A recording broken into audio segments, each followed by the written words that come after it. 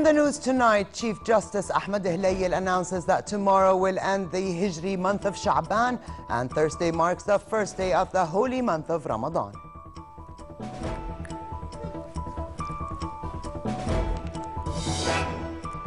U.S. bombings in Yemen killed the deputy leader of Al-Qaeda, Nasser al-Wuhayshi, named in 2013 as the group's effective #2 and once seen as a successor to leader Ayman Zawahiri.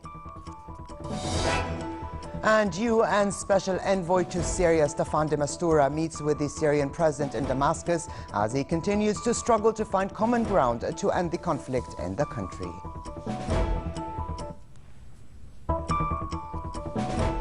Good evening and welcome to a new edition of the news. Here are the details. Chief Justice and Royal Court Imam Ahmed Hlayel has announced that tomorrow, Wednesday, will be the last day of the month of Sha'ban in the calendar, and therefore Thursday marks the first day of the holy month of Ramadan.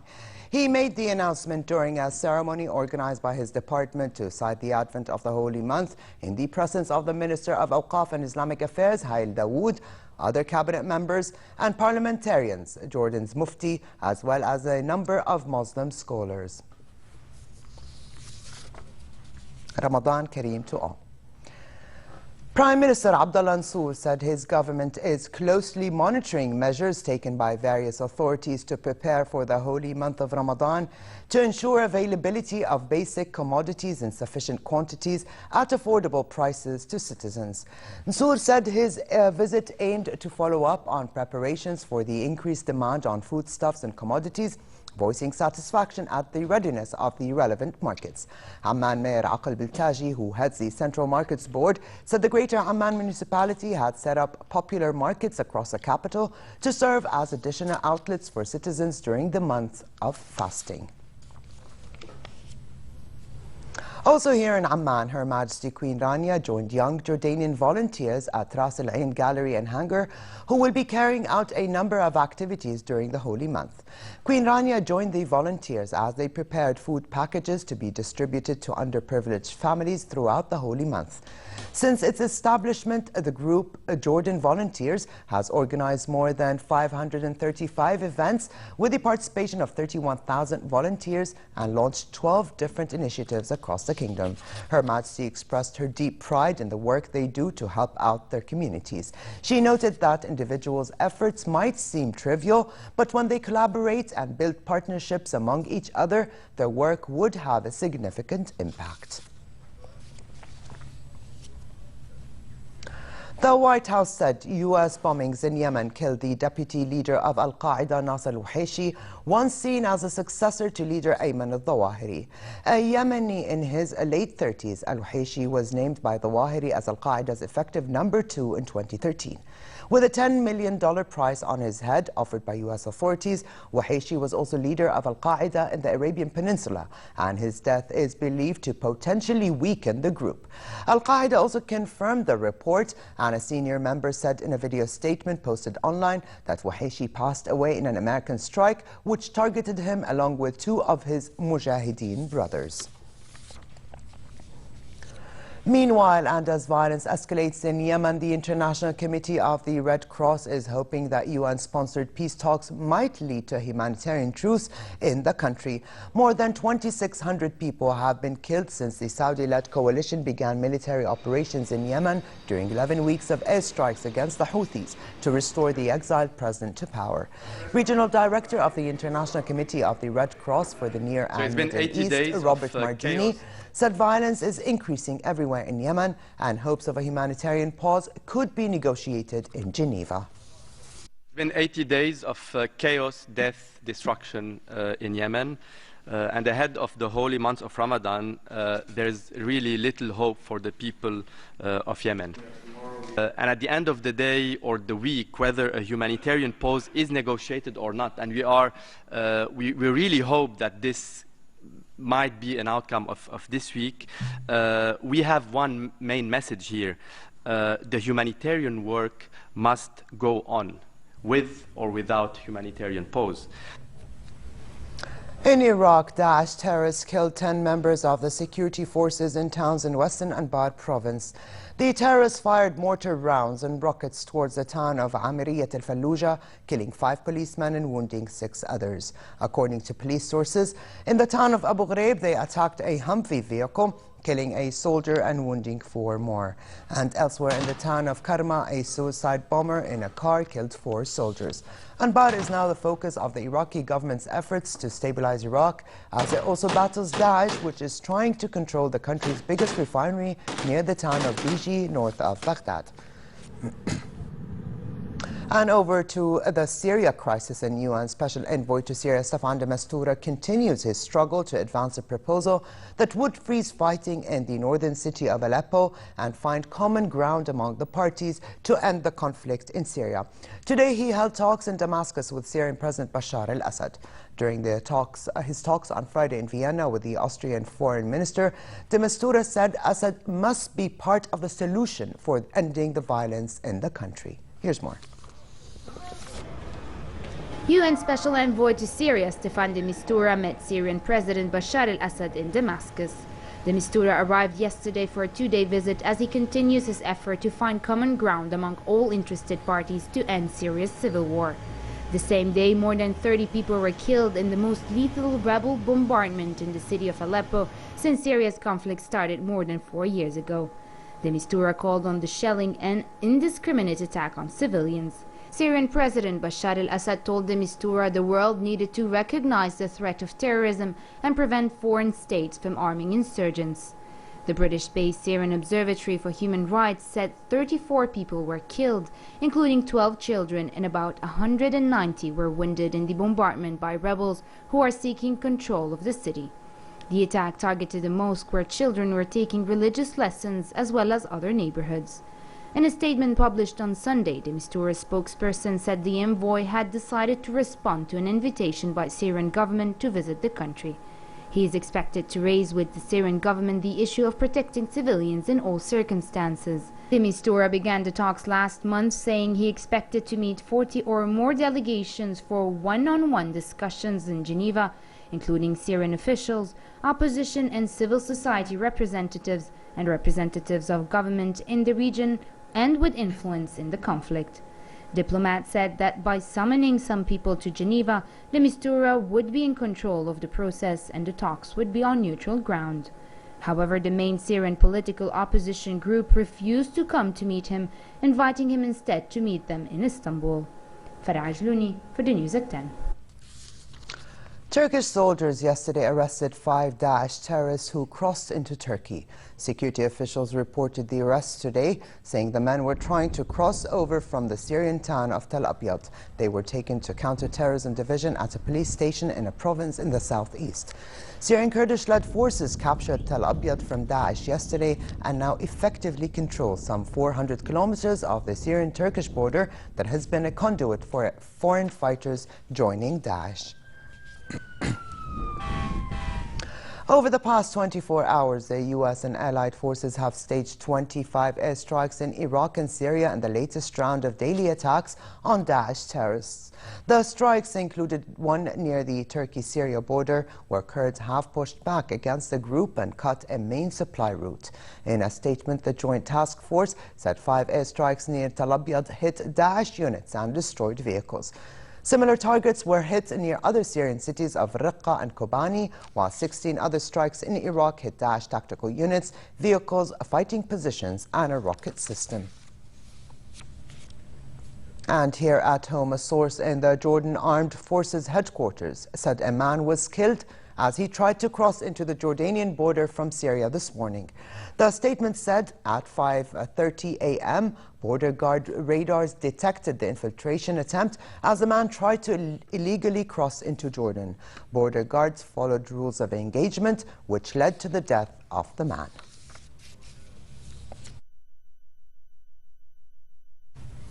His Royal Highness Prince Ali ibn al-Hussein has been appointed as head of the National Center for Crisis Management.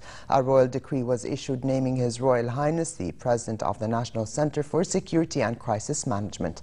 The center was established in 2008 to serve as a specialized body that manages all sorts of crises and disasters, natural or otherwise, while ensuring utmost coordination among all state institutions.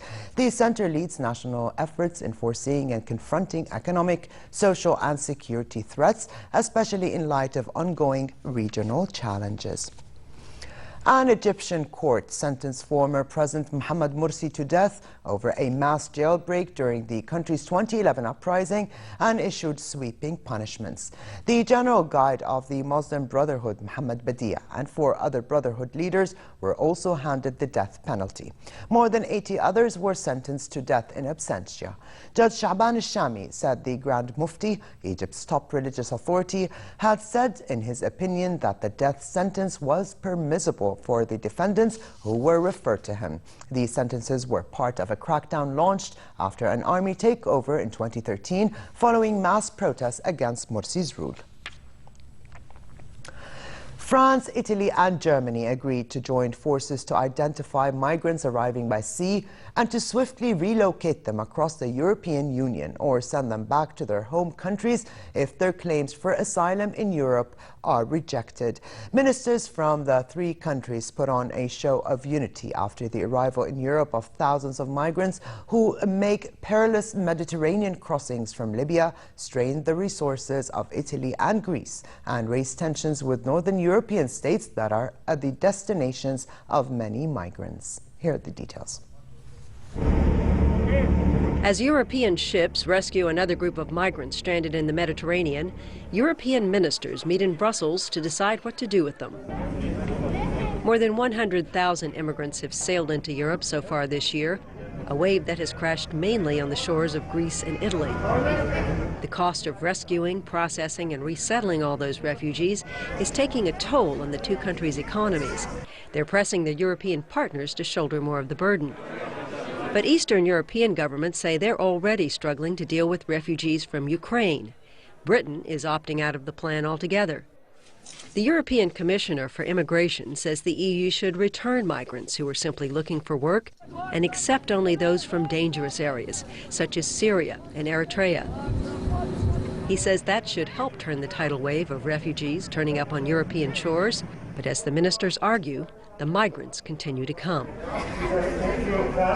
American entrepreneur and reality television host Donald Trump announced he is a candidate for the Republican nominations in the 2016 U.S. presidential election. 11 Republicans have announced they are running for next year's election, the latest being former Florida Governor Jeb Bush. Trump, aged 69 and owns several hotels and hosts the reality show The Celebrity Apprentice, toyed with running in past elections but decided against doing so. All in all, Trump has high negative ratings, and in one poll, more than 50% of Americans said they will never consider voting for him. We need somebody that literally will take this country and make it great again. We can do that, and I will tell you, I will be the greatest jobs president that God ever created. I tell you that. Just ahead of the Electronic Entertainment Expo convention in Los Angeles, Microsoft's Xbox division showed Rapid Gamers a sneak peek at several of its upcoming titles. The company also announced that the new Xbox One console will have backwards compatibility with the decade-old Xbox 360, allowing fans to utilize both old and new games in one console. Among the most hotly anticipated releases are Halo 5 Guardians, Rise of the Tomb Raider, and Gear of War. The expo opens today and runs for 2 days.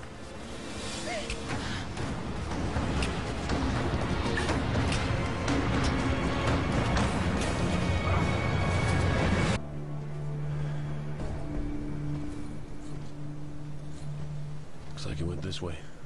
Come on.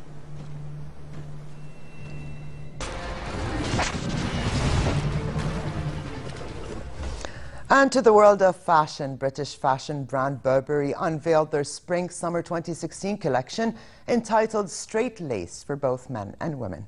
Not only does the collection have formality and tradition mixed, but also fabrics. Elements prominent within the men's show included knitted joggers, lace-trimmed scarves, and the Chelsea trench coat, a tailored slim-fit design of the British-made original. It was the first time that women walked the catwalk, mainly sporting delicate lace dresses from the women's 2016 pre-collection. The show took place in a structure specifically created for Burberry alongside the Albert Memorial in open air.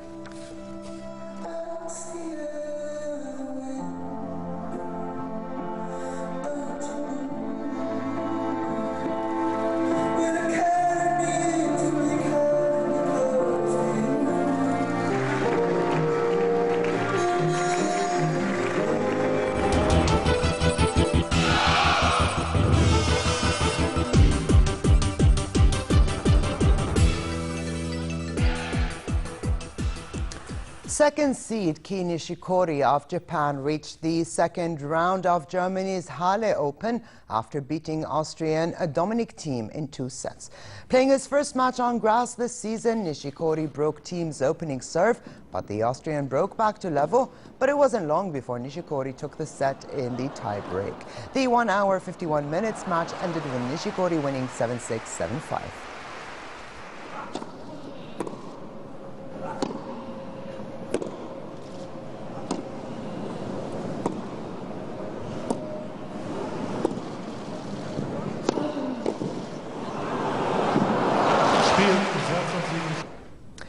Monfils of France also moved into the second round of the tournament comfortably. He beat Lucas Rosol of the Czech Republic 6-3, 6-4.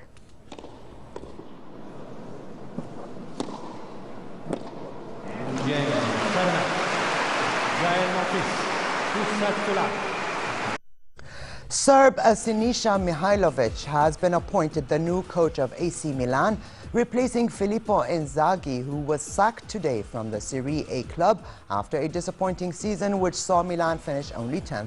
Mihajlovic, who stood down as a Sampdoria coach earlier this month, becomes Milan's 4th boss in less than 2 years, following Inzaghi, Massimiliano Allegri and Clarence Seedorf. Milan said the Serb had signed a 2-year contract. And finally, moderate conditions continue in most regions tonight with partly cloudy skies and northwesterly light to moderate winds. Tomorrow, similar conditions prevail in hilly areas, but it will be relatively hot in the Badia and the Jordan Valley with northwesterly moderate to brisk winds. The Gulf of Aqaba should definitely expect hot conditions with northerly moderate to brisk winds and calm seas. Here now is a look at temperatures forecast for tonight and tomorrow.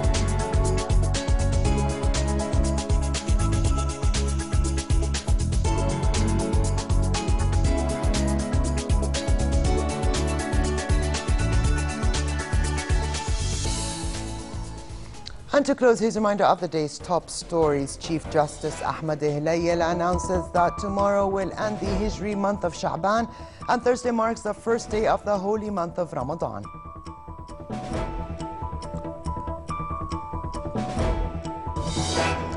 U.S. bombings in Yemen killed the deputy leader of Al-Qaeda, Nasser al-Wahayshi, named in 2013 as the group's effective number 2 and once seen as a successor to leader Ayman Zawahiri. And UN Special Envoy to Syria, Staffan de Mistura, meets with the Syrian president in Damascus as he continues to struggle to find common ground to end the conflict in the country. And with this, we come to the end of this edition of the news. I'm Ali Tuqan. Thank you for joining us. Have a good night, and I'll see you tomorrow.